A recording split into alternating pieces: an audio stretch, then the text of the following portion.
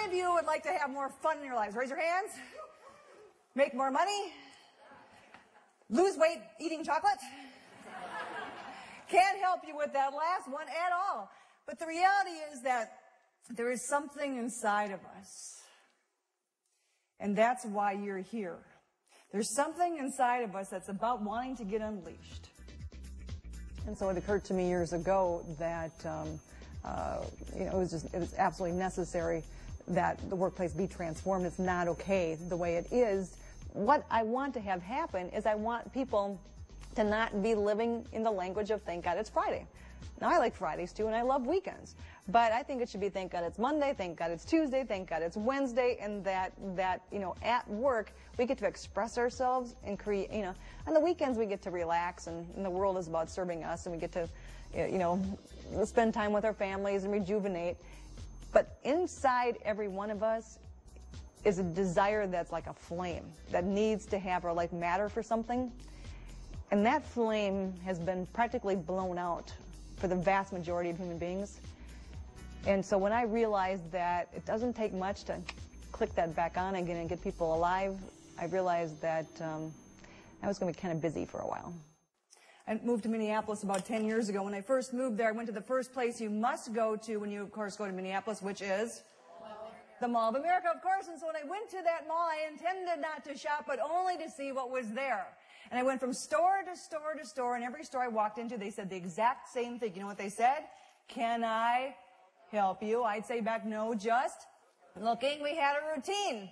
Till finally a young man, as I walk into a store, looks me in the eye, and he said, stay there. I thought, this is going to be good. So I stood there for a while. He comes back with a blue sweater, drapes it over my shoulders, drags me to the mirror, and said, look at what this blue sweater does to your blue eyes. You'd have to carry a baseball bat just to beat away the men. I own that sweater. And about half the things that were in the store that day, because this kid knew how to be extraordinary. And as I was driving home that day, I thought to myself, isn't it ironic that everyone else in that Mall of America said the exact same thing as if on rote, stuck in a pattern, doing the same thing the same old way, never challenging the thinking, and one person stands out and gets all the sales. And I thought, Emmerich, what are the ways in which you are desperately trying to fit in and not being who you are? Well, the number one value that we stand for within our company is client success. Other companies always talk about customer satisfaction, and I've always found that intriguing. If you think about it, if you have a satisfied customer and they can get pricing better someplace else, they're going to leave you. And so it kind of misses the point. Plus, it doesn't engage the people within the organization to understand that the whole point of this is to create results. Banks get their exec teams together and you have your strategic planning retreat, right? And there's a couple things we know about how those things work. First of all, where do you go? Out of town, to a hotel, conference center, up someplace with a log cabin, whatever. You go away. And what do you wear? Khakis, okay. And then you have this facilitator who comes in and they help you, first of all, work on your mission statement. And your mission statement, it comes out something like this: to be a leading provider of pharmacy services in a 4-county area with outstanding customer service, high quality products, and above rate of return to our stakeholders. How many of you have that mission statement or something like that? And so you bring this back to the peeps and they go, woohoo, right? No, they don't. There's nothing exciting about that. But there's something really exciting and really powerful about having a vision of what extraordinary looks like. John F. Kennedy had a vision. Put a man on the moon by the end of the decade. At the time that he said that, was that possible? Not a chance. In retrospect, we now know we only had 15% of the information we needed to accomplish that. 15%. Any reasonable human being would have said, you have got to be smoking something, right? That was the 50, 60. It seemed impossible. but in our hearts and our minds and our souls, we thought, wouldn't that be great? And it caused action. Bill Gates. Anybody know the guy? Wealthiest guy in the world. He was on David Letterman one night, and Letterman said, "How did you become the wealthiest man in the world?" You know what he said? "I had this vision. We'd put a computer on every desk in America, and people were just crazy enough to think we could make that happen." Everything we want is always just right outside our comfort zone. And so the point of what we're trying to get people to understand is that you just keep taking the comfort zone out.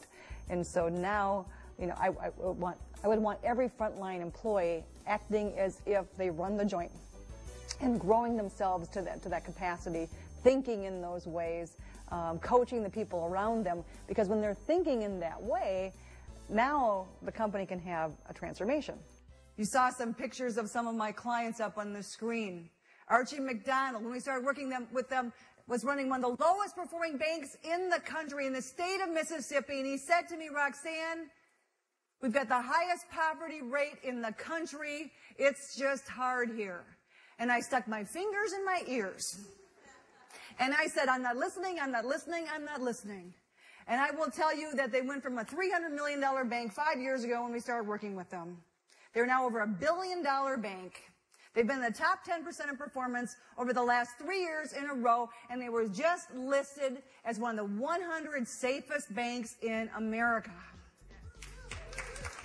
And so, you know, part of it is getting people aware that they're in charge, that they get to create an understanding in people that this could be better.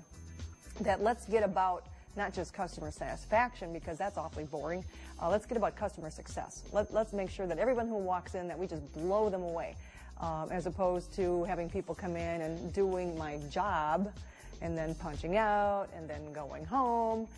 To be instead of the mindset of let's blow away the customers, let's have a ball working with each other, let's have fun, let's celebrate, let's high five all throughout the day about the successes we create along the way. And when one person takes a stand for that, things just shift. But oftentimes people are fearful to be the one who takes the stand. And so I thought, okay, how bad can it get? I followed her. We went to her new accounts desk. She sat down, she looks me in the eye, and she said, "I need your social security card and your driver's license." And I thought to myself, nice getting to know you too. You see, had she asked me some questions, what brings you to town? Oh, what kind of business do you have? How many employees? Did you move your family? Have you found a home? Kids got to school yet? What does your husband do? What kind of business does he own? Da, da, da. She could have opened up 13, 14, 15 accounts. What'd she get? Exactly what she deserved. Because life gives to the givers and takes from the takers, and the world has a perfect accounting system. And I guarantee you, you have people who are doing transactions in your businesses. Most businesses are about a mindset that says customer satisfaction matters. I think that's the most ridiculous premise that's ever happened in business. If someone is about customer satisfaction and someone else comes with a better price, they will leave you. If you are about customer success, that's when everything changes. And so I ask you, is your message about success? Is your commitment about success? Or is it about doing the work? Because it's a whole different mindset. It's about reigniting that need to be a giver. And when we give and come from a place of giving, and we decide in advance to give far more value than the cash we received, it's amazing what happens to the cash that we receive. Because there's this amazing force in the universe that when you're being a huge contribution to the world notices and pays back, and dividends far beyond cash, but cash as well oftentimes. I worked for a bank holding company, starting new banks and brokerages, and I told them I would take the job for just 2 years because I wanted to see what I could do in starting new businesses that would be powerful and profitable very, very quickly. And so when we started that job, I remember having the owner of the holding company who would walk in every morning, walk right past the tellers, and never make eye contact with them. So one day we had to have a conversation, yes? And the conversation was, honey, when we're teaching our tellers to come out of their skin with excitement about being of great service to customers and make everybody feel when they walk in that door like they've hit the right place, but you're not doing it, we have an incongruity that we cannot overcome. And I'm here to tell you that everything is a leadership issue. Everything. Because the more you give, the better you get, and the more they see you giving, and the more they want to bring you in and pay you for what you do. This is about a life of contribution, guys. And the more we contribute, the more it begins to come back our direction and create powerful results. And it is my vision for this book that whole organizations will read it at the same time. So that, because, you know, when one person reads it, now there's one person with an idea. But they're going back to the same workplace with the same people who are stuck in the same behaviors and the same excuses and the same stories. And so they get disheartened soon and forget to implement what they've learned. And so it is my dream that organizations will, you know, all read it at the same time, make one commitment, and do that one thing by raising the bar on that one thing and building that to impeccability before they roll the next one, and just keep having a series of rollouts happening over and over again so they can feel what confidence feels like from making that change happen. We can shift our consciousness, we can shift our IQ, we can shift our abilities, we can shift the calmness that we feel, we can shift all of those things, we can shift the cultures of the organizations when we shift the mindsets of the people within it, and you can do those shifts when you decide to. When you create that pattern of commitment to growth, of saying whatever's out there, there's so much more for me.